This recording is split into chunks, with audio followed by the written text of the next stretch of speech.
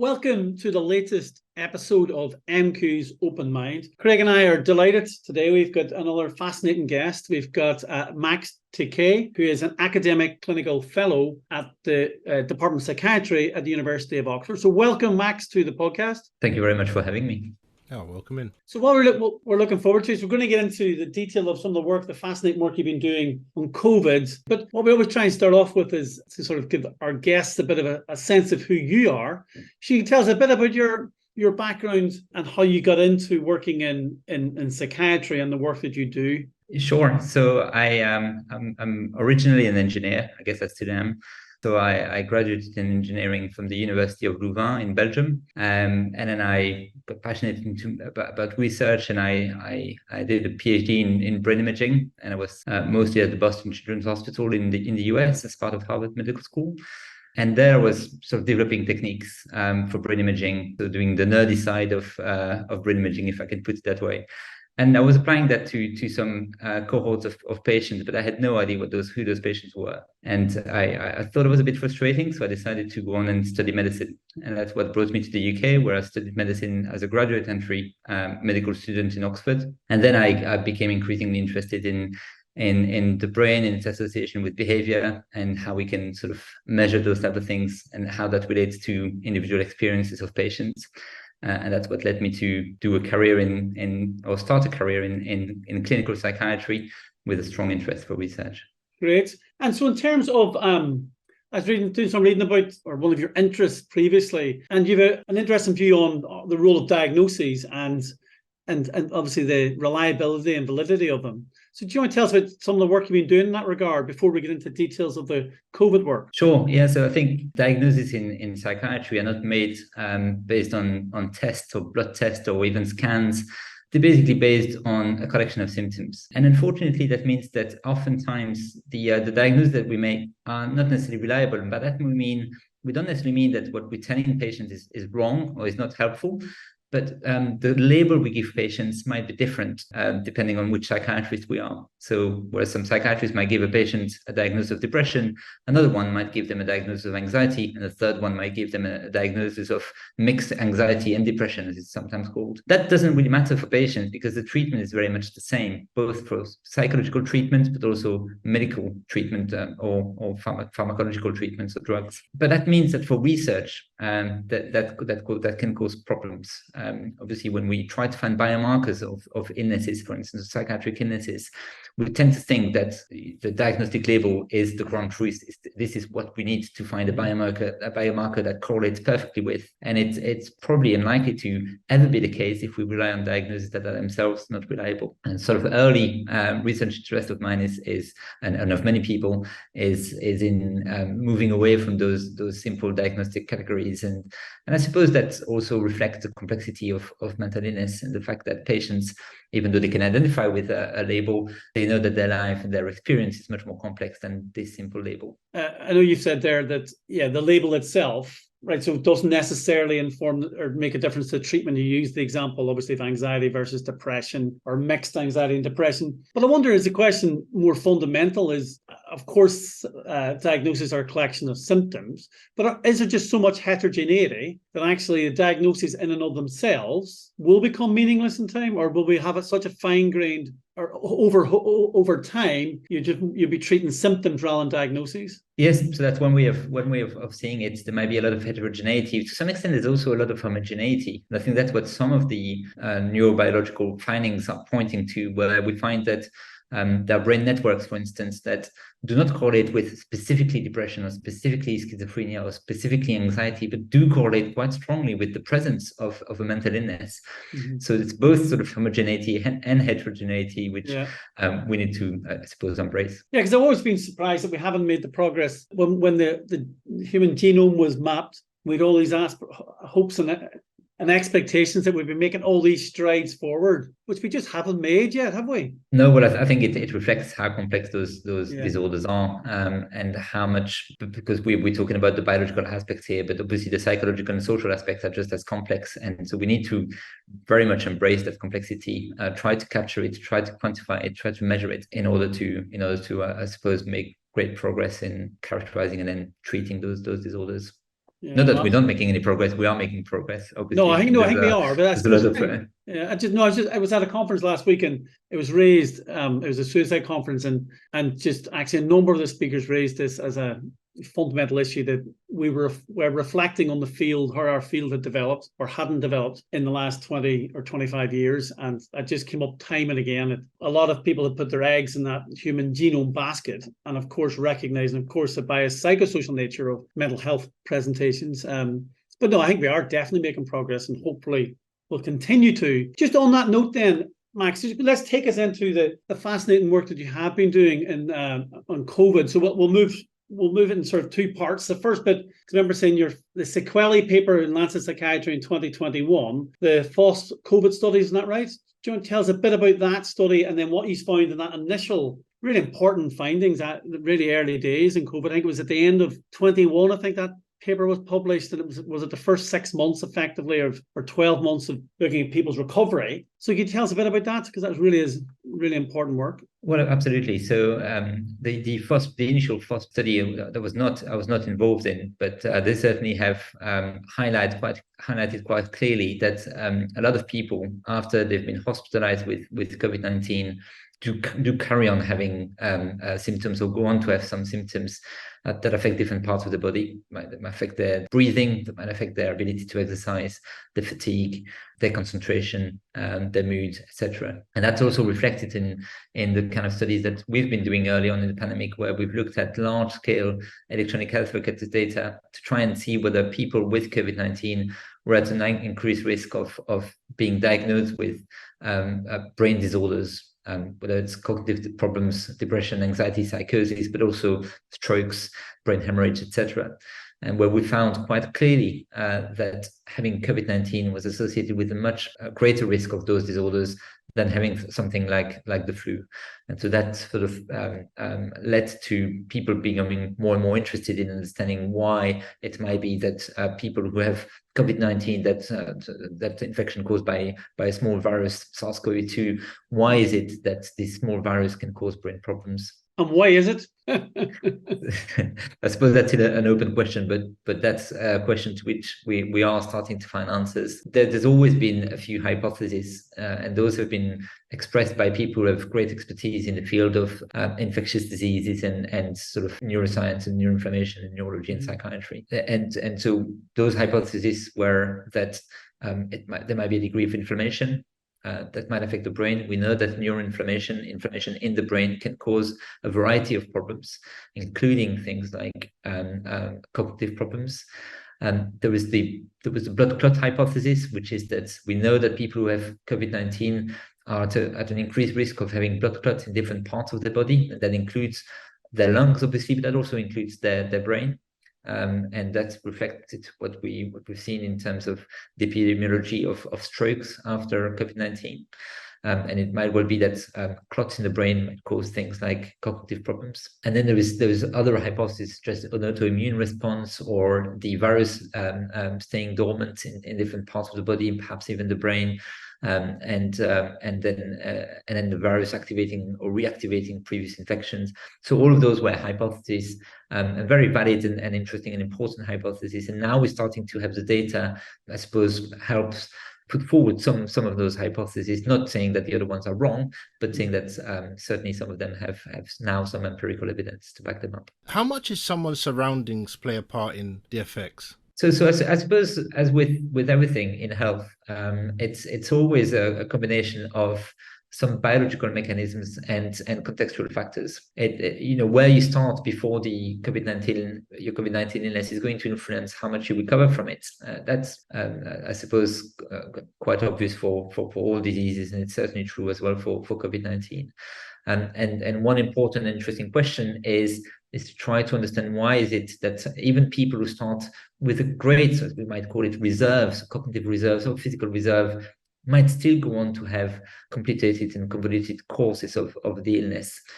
So I'm thinking about some patients I've seen where they used to run a business very successfully and then have COVID-19 and then find it very difficult to recover. And then 6 months or 12 months down the line, they're still not able to do the simple tasks that are required of somebody who's running a business, such as basic arithmetics, for instance, or simple concentration.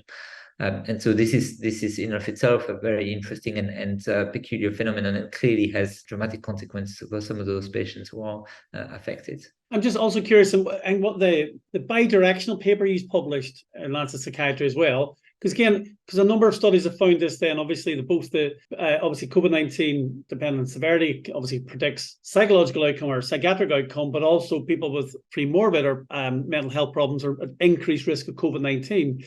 So what do you think is going on there? It's been an interesting observation, and I suppose we can speculate about what might be going on there. So what we found is that indeed people with a history of psychiatric problems or psychiatric diagnosis are at an increased risk of having COVID-19 in the first place. Others have also found that they are at an increased risk of dying from COVID-19 or having severe consequences from COVID-19. And that COVID-19 itself can then lead to increased risks of those disorders. So there are some plausible biological explanations, including things like inflammation or the impact of psychiatric disorders on the immune system. Again, it's likely there are also some psychological and social explanations. It might be sometimes more difficult for people with a psychiatric illness to sort of self-isolate. And so they might have been, mostly at the beginning, they might have been more at risk of catching COVID-19 simply because the risks for them of being completely isolated was much greater than for most other people who could sort of probably safely self-isolate for a few months without having detrimental impact on their health or their mental health.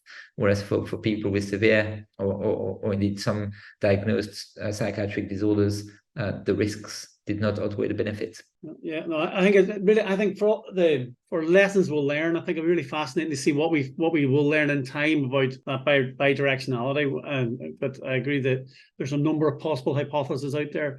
But okay, so moving on, Max. So you were doing the but the big data linkage stuff with COVID-19, and then you're funding. I think you get some funding from MQ to do what's known. I think there's the CFOG. Is that the COVID fog study, brain fog study? So do you maybe tell us a bit about that and what you're doing and what you have found in that study? Absolutely. So what we identified early on in the pandemic, and many others have found as well, is that one specific complications of COVID-19 is what we might call brain fog or cognitive deficit more generally, not just brain fog, which is this phenomenon where people after having had COVID-19 have great difficulties concentrating, finding their words, communicating, remembering things, etc., etc.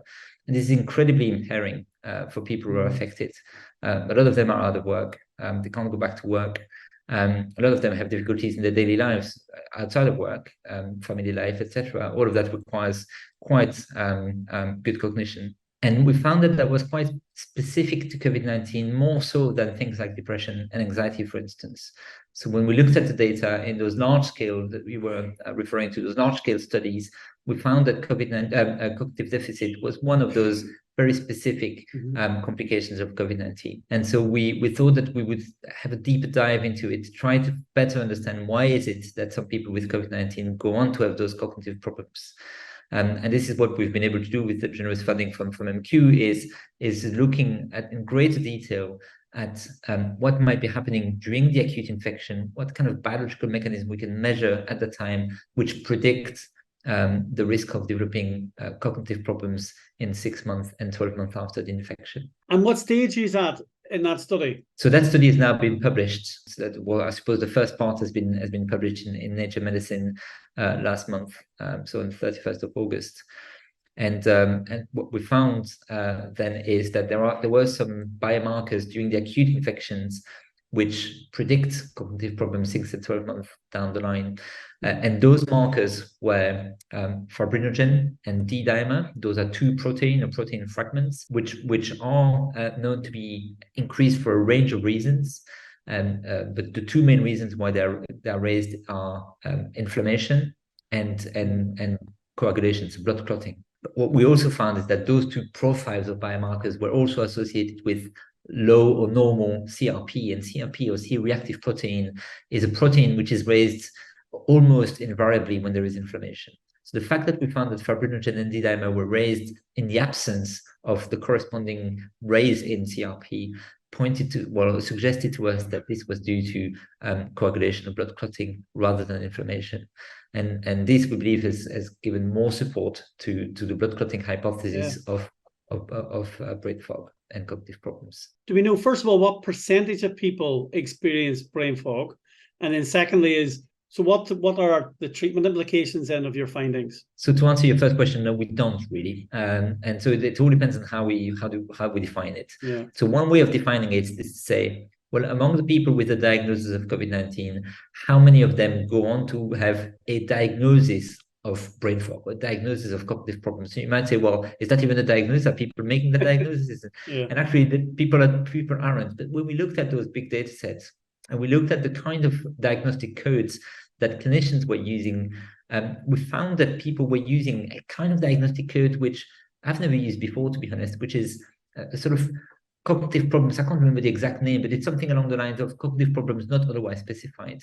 Mm-hmm. So when we clearly realize that something is not quite right with the patient they have in front of them, and they certainly have something going on within their brain, but they couldn't quite name it and pinpoint it. And we found that was the most common diagnostic code that was used by clinicians. If you look at that diagnostic code alongside other more common diagnostic codes, like obviously dementia, delirium, etc., we found that 1 in 8 people who have COVID-19 go on to have one such diagnostic code.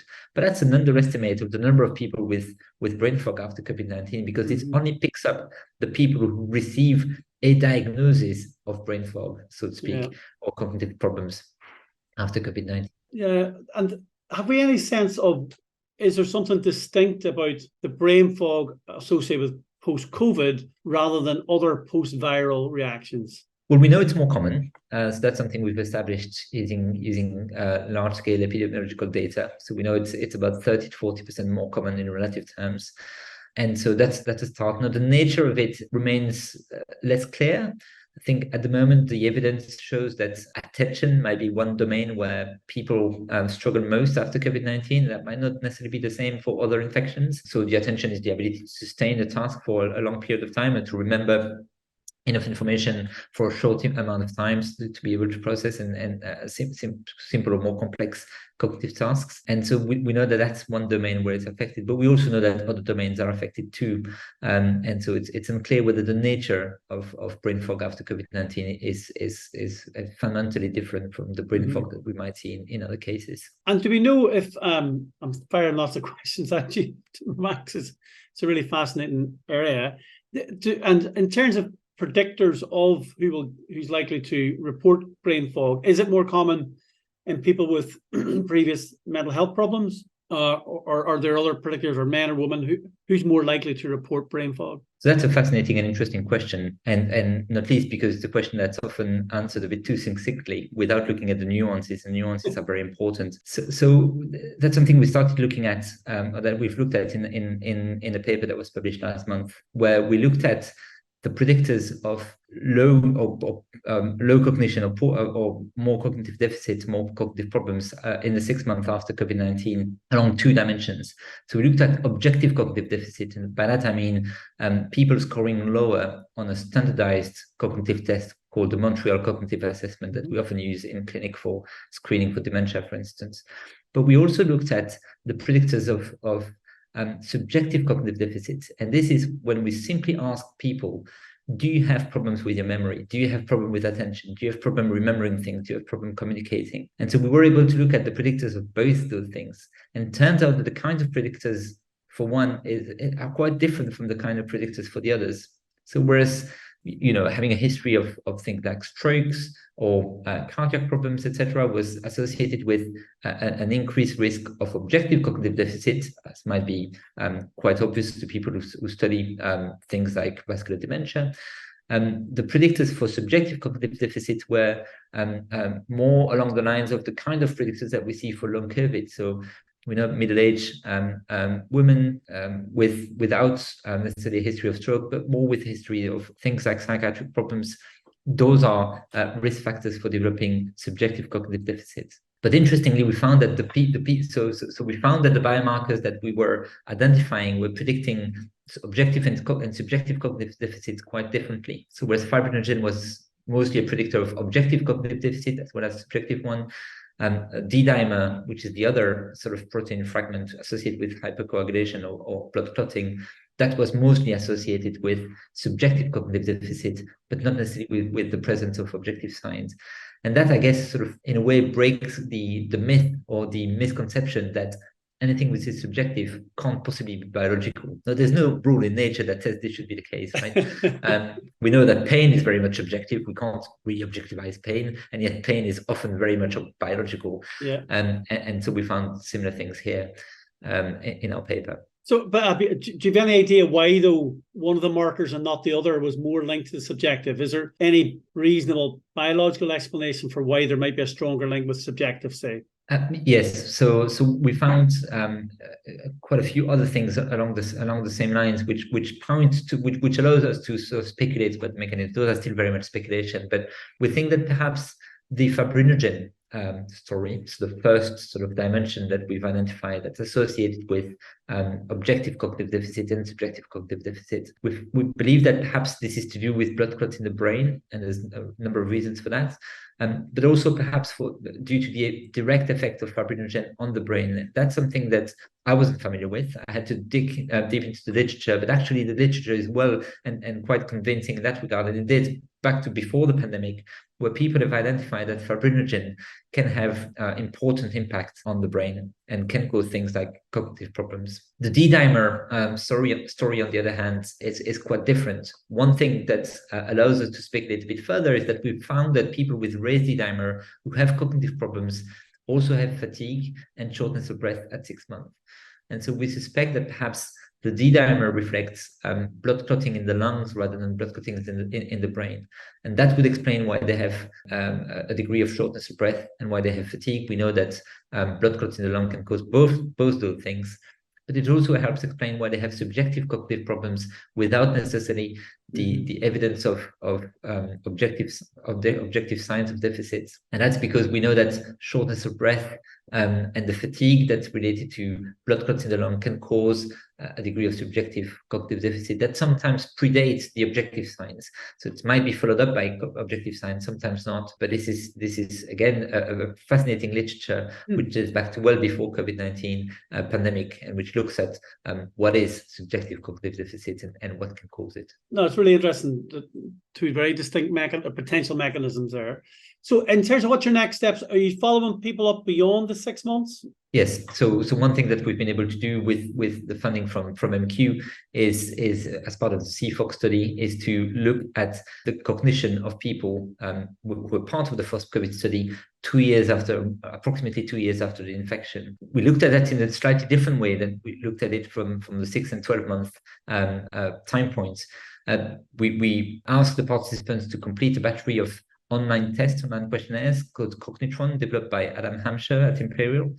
And that battery of tests is fascinating because unlike the Montreal cognitive assessment that we've used before, there's no upper limit, upper bound on the scores that people can have.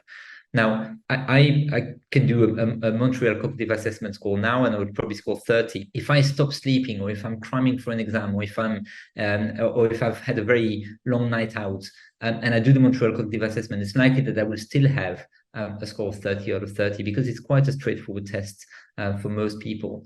Now, that doesn't look quite right because obviously my cognition is not as good after a long night out or after a week of not sleeping much. Compared to what it would be now. And the Cognitron battery of tests allows us to be more sensitive to those small changes, those small differences.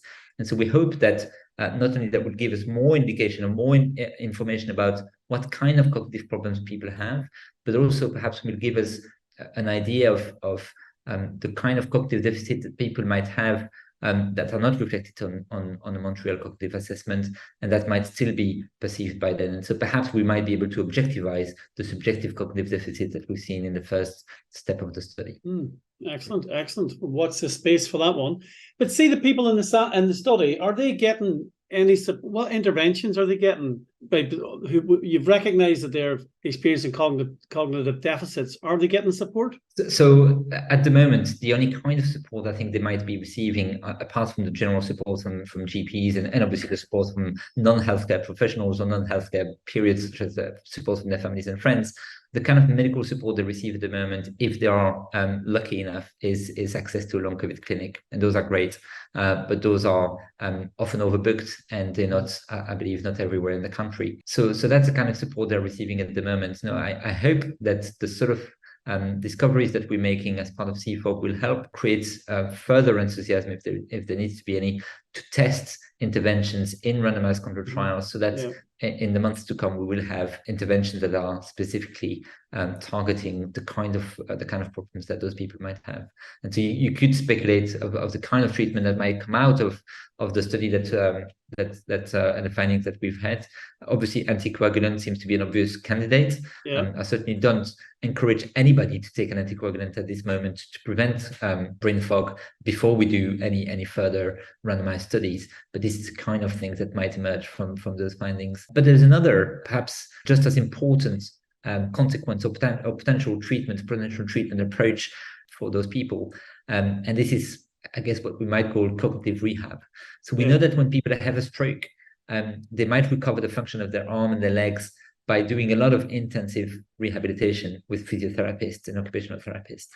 And they recover the function. That's because of the magic of the plasticity of the brain. And so there was a possibility that the same could apply to cognition, and that by offering to people with existing cognitive problems to do this sort of intense brain exercise, they might well recover a big part of their cognitive function. And again, this is to be shown in proper randomized control studies. But if this is the case, then if this is indeed effective, then that would be a fantastic news for those patients. Yeah, and indeed, I assume there must be some possibilities that the findings from your research can be generalizable potentially to other brain-related presentations or conditions. So some, well, not in its entirety, but what you're learning from the COVID stuff must be generalizable to some degree. Well, that would be even better news. Again, that needs to be tested. But I agree on the general point that I think COVID-19 has rightly so received a lot of attention with the latest technologies available, big data, very interesting randomized controlled trial designs, very fast-paced research, very multidisciplinary and collaborative research. And hopefully a lot of that will be carried forward for to answer other health problems and health challenges, and perhaps some findings will be translatable to other diseases as well. Well, fingers crossed indeed. Right, so we talked about the COVID, the brain fog stuff, and is there anything else apart from, you've described obviously what the next steps are in the brain fog study, but just going back a second to the bigger data linkage stuff. So I assume that those samples you've published on previously, you'll continue to follow them up, over longer periods. Yeah, I think we ought to do that, and that's because we know that some infections might have very protracted and long-lasting effect on the brain. There's been recently the incredible findings of the link between EBV and MS. This is fascinating, but this requires very long follow-up studies and very careful study designs. And so we probably should do the same for COVID-19. I think one of the advantages of the COVID FOSP study starting so early on is getting those, because what's the sample size is ginormous, isn't it? So it depends how you define it, but they have I think about between 6,000 and 7,000 people in total that have taken part in the study, and then 2,000 of them, just over 2,000 of them, have been followed up at 6 months, and many of them have been followed up at 12 months as well. And out of the 6,000 or 7,000, some of them are agreeing to be recontacted as well for further studies, which is what we have done for the cognitive test that we've been running. So yes, and I can say it without losing any humility, because I wasn't part of the first COVID study, but this is a remarkable study. I mean, the amount of information and insights and discoveries it allows us as a community to generate is absolutely remarkable. Yeah, indeed. Okay, so we're sort of coming towards the end. There's two sort of last segments of the podcast, but again, because this is obviously a mental health research podcast. If you had all the money in the world, and somebody said, here's all the money in the world to answer this unanswered question, what would that unanswered question be? That's a great question, because there would be many, as I'm sure. And you're not allowed to say COVID. Right. Okay. Well, I suspect being able to identify some addressable causes of mental illness in a very robust way, whatever that might be. So it might be psychosis, which is probably a good contender, but being able to identify what is actually causing it, and that can be treated. I mean, we're seeing exciting research being done in autoimmune encephalitis, for instance. And yes, it's not going to be the cause for all psychosis, but it's going to be the cause for some psychosis. And the fact that this is a cause that we can address is absolutely phenomenal. So being able to identify such mechanisms for many more mental illnesses, I think would be great. So if I had all the money in the world, I would throw a lot of money into that and trying to identify those reversible causes, and not just biological, maybe psychological and social causes. Well, because if we tackled inequality, that would wipe out. There we go. whatever percentage of mental illness in the world. So, but no, that's a great answer. And then, okay, so that's your last pitch for saving the world? That's my last pitch for saving the world. Yeah. Okay, so then our last question, or a couple of questions, are a bit more sort of reflective. One or two guests at your dinner party, living or dead, famous or not famous, who comes to mind? So I guess a generic person, but not that generic. But I always like to have great conversation about people who are passionate about mental health, but who are not in mental health field. And so, because I think that's where the best research and the best innovation in mental health comes from, is because it's so fundamentally multidisciplinary. And so people who have an interest in mental health and work in economics, or work in math, work in social sciences, work in art. I think those are, I think some of my best and most profound encounters I've had through my life. So there would be somebody like that, but I can't name them because obviously they don't have necessarily a name. That should be number one. I'm not sure that there would be a number two in it. It's an unfair question because you just sort of put you on. I do like contrarian people because I think they do teach us a lot. I don't necessarily consider myself contrarian at all, but I do find them great people to speak to. So people who have fundamentally contrarian ideas, and again, so that's another generic person, but somebody with contrarian ideas and an interest in mental health. Would be at the table as well, and that would be a fantastic dinner. Yeah, no, I agree. I think that's a great answer. Actually, good, without specifying an individual, the type of person or type of people. I think you're right. I think it would be a great conversation. And then our last one then is again reflecting on what you've learned in between. What advice would you give your 16-year-old self? I mean, I would hate to be so generic as to say follow your dreams, because that would be just way too cliched. But I think there's truth in that, is to say just try to explore something that's not been necessarily explored before. I think that is always a good idea. And whereas it was kind of an accident for me to end up in medicine after doing engineering, I'd probably give you the advice to just make that accident again, because it's been a fascinating journey and an ongoing journey. So. I think do go for don't calculate too much. Just go for what seems right at the time, and then connect the dots later on. I think that sounds like great advice. Yeah, no, that's good. Really good advice actually. But actually, just something which just struck me, which I remember reading before we come on the podcast, was so when in your medicine conversion, must be when you were an engineer, you developed an app. Did you a mental health? Was it a mental health app? So how come you haven't become the next Mark Zuckerberg? Well, it's very difficult to make money with an app. No, we did develop an app with friends. So we were all in Boston, in the US, and so it was in Boston as well. That's where he was. That's right. And we're all Belgians though, so there was more beers involved. But we met and we discussed the idea of developing an app that would allow us to measure in sort of an experience sampling type of way people's mood and the behavior on a day-to-day basis. It was 2012, so it was kind of cool to develop an app at the time. And we thought, we were young and ambitious, and we thought let's just do it.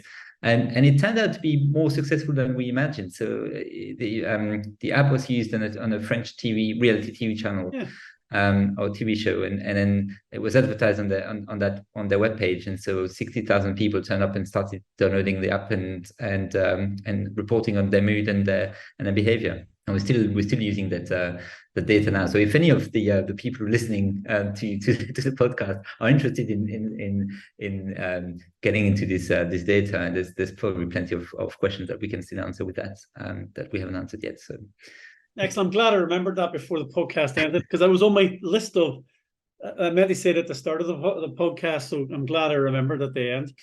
Anyway, Max, thanks a million from Craig and I for your time, and really best of luck with ongoing work on the brain fog, and hopefully the next steps also on continuing sort of to sense the linkage work on the ongoing impacts of COVID-19. So thanks a million, and hope the listeners found that of interest, and you'll find details of Max on the University of Oxford website.